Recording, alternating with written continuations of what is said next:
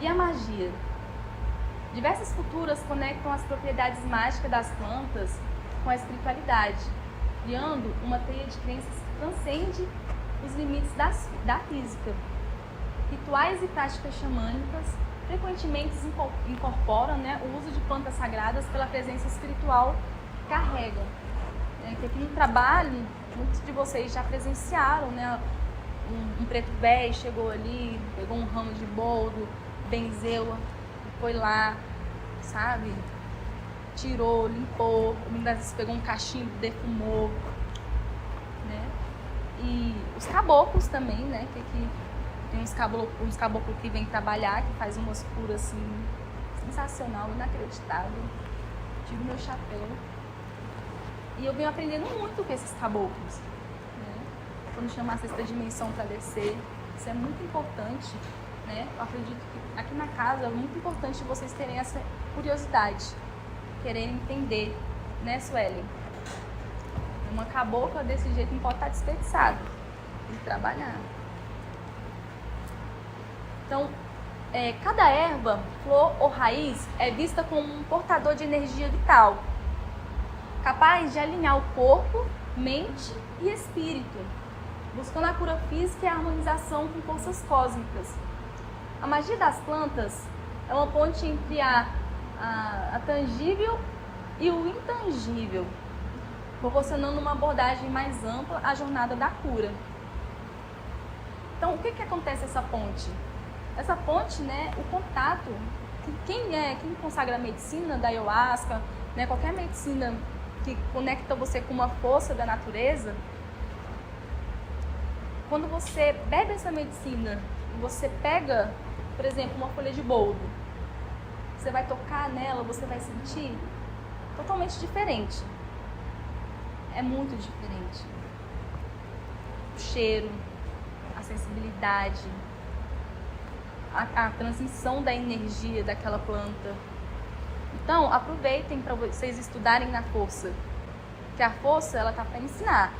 Só que a pessoa ela tem que ter curiosidade. Sair da viagem e olhar. Aprende a olhar. Aprende a andar no terreiro. Aprende a plantar erva na casa de vocês. Entendeu? Aprende a plantar um boldo para vocês fazerem um banho de boldo em casa. Aprende a plantar. Vocês querem curar? Então, primeiramente, vocês têm que ter pelo menos algumas ervas dentro da casa de vocês. Conhecer delas, ter essas medicinas, chamar, ter esse contato. Porque não adianta querer curar, beleza. Tem algumas curas que é curas falando, ótimo, mas tem curas que é físicas. Você precisa aprender a curar, entende? E se eu não tomo medicamento, meu filho tá doente, eu não dou remédio pra ele, eu vou deixar o menino morrer?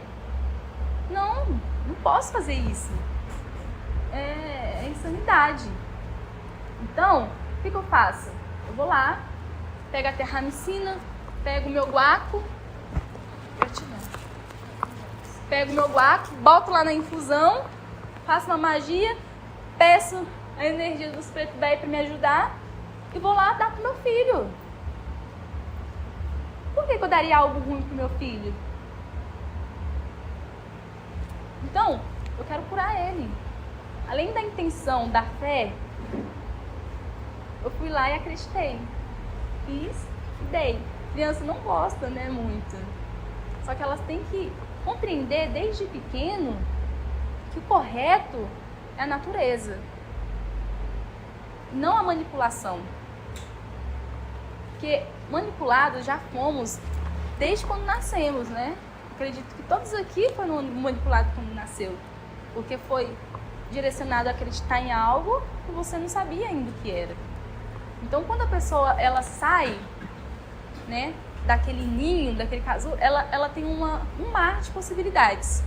Ela pode ser um bandista, ela pode ser um xamã, ela pode ser um evangélico, ela pode ser um católico, entende? Ela pode ser um maçom, ela pode ser um hinduísta, ela pode ser o que ela quiser. Entende? Porque é o livre-arbítrio. E o que o xamanismo ensina? O xamanismo, ele ensina o seguinte, que independente de qualquer situação, dependente de qualquer dor, dependente de qualquer panema, você tem que continuar para frente e para cima. Para trás não.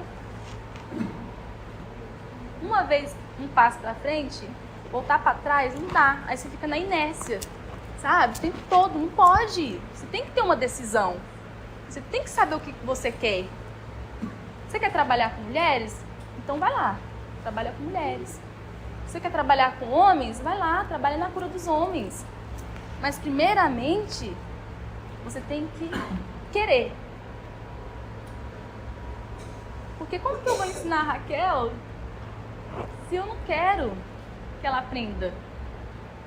Segredo. Né? Nossa, que ego é esse? Se eu sei, ela tá aqui todos os dias, então tá na hora de aprender. Porque se não aprender, não evolui. Aí a medicina não faz o trabalho que tem que fazer, que é o quê? A expansão da consciência. A medicina, ela tá para expandir a consciência. Então, não adianta a pessoa só beber a medicina, olhar, ver e depois. Tem que caminhar. Tem um processo. Né, Rafa? Por quê? Eu tava falando com a Rafa esses dias que a gente tava em uma sessão, né, Rafa? A Rafa recebeu um chamado, né, de poder subir no altar, sentarem de frente os caboclos e os boiadeiros, né, para poder receber uma cura.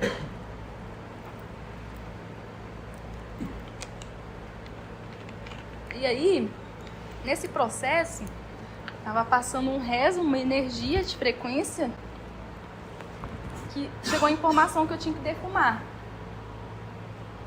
Principalmente as mulheres. E aí, nisso, quando a Rafa passou por mim, aí eu falei assim, Rafa, defuma o pessoal, né? E a Rafa, naquele momento ali, ela tava tão... Eu acho que ela tava tão sendo guiada pela energia que tava conduzindo ela, entende? Que ela falou assim, pode ser depois? Porque agora eu tenho que fazer outra coisa. Eu falei assim, outra coisa? Aí ela falou assim, eu preciso falar com eles. Eu falei assim, não, beleza, tudo bem. Pode falar com eles. Ela, não, mas me dá aí que eu faço. Eu falei assim, não, fala com eles, recebe o que tem que receber. Não foi, Rafa? E assim a Rafa fez. Ela foi lá, falou com eles, recebeu o que tinha que receber. E nesse momento, o que aconteceu? Eu passei incenso. E aí, o que eu fiz? Defumei. Nesse momento, veio uma energia de mulheres. Eu nem sabia que ia ser. A música da mulher guerreira. E aí, nesse processo que aconteceu, que eu fiz de defumação, é um equilíbrio de energia. Porque a pessoa, quando ela toma a medicina, ela tem que entender sobre o equilíbrio do ambiente. Ela tem que entender sobre o equilíbrio do salão, ela tem que entender sobre o equilíbrio de o que está acontecendo, né? Porque como a gente trata pacientes, a gente está tratando a vida da pessoa. Então é uma responsabilidade muito grande. Vocês estão aqui hoje, a gente está dando a medicina, mas se você morrer, a responsabilidade é minha e do Wesley. Entende? Então, a gente tem que ficar ligado em tudo. E aí, não só no físico, mas também no espiritual. Entendeu? Mas aí, o que aconteceu? Eu poderia ter falado com a Rafa assim, não, Rafa, mas você tem que aprender. É agora que você tem que ir. Né? Ficado com raiva. Entende? Ao contrário. Acabou a sessão, o que eu falei, Rafa? Te amo. Não foi? Te amo, gratidão. E aí, numa oportunidade, depois de uma semana, tava eu e a Rafa conversando aqui. Que foi onde que ela me falou, Elisa. E aí foi onde que eu mostrei pra ela. Né? Por quê? Ela não tem culpa. Ela não sabia. Entende? Então é onde que a gente pega um momento oportuno pra gente poder mostrar. Que é assim. Se você quer ensinar, realmente tem que ensinar com amor. Porque quando a pessoa ensina com raiva, Ela não tá ensinando nada. Não tá surtindo efeito. Por quê? Porque ela não tá olhando. Ela não tá entendendo, ela não tá vendo, ela não tá sentindo. Ela tá presa num pensamento fixo. No que ela quer fazer. No que ela determinou a fazer. Mas ela não olhou um todo. Porque um todo, ele traz um equilíbrio.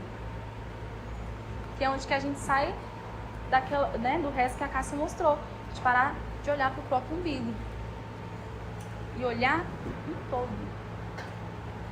E assim a gente vai aprendendo. Agora, numa próxima oportunidade, eu tenho certeza que a Rafa vai beber ayahuasca. No dia que eu pedir ela para passar o incenso, ela vai passar com firmeza. Por quê?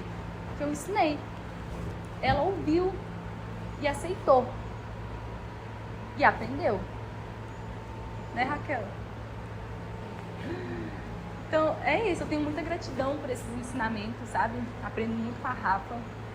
Gratidão. Aprendo muito com cada um de vocês aqui. De verdade. Muito mesmo.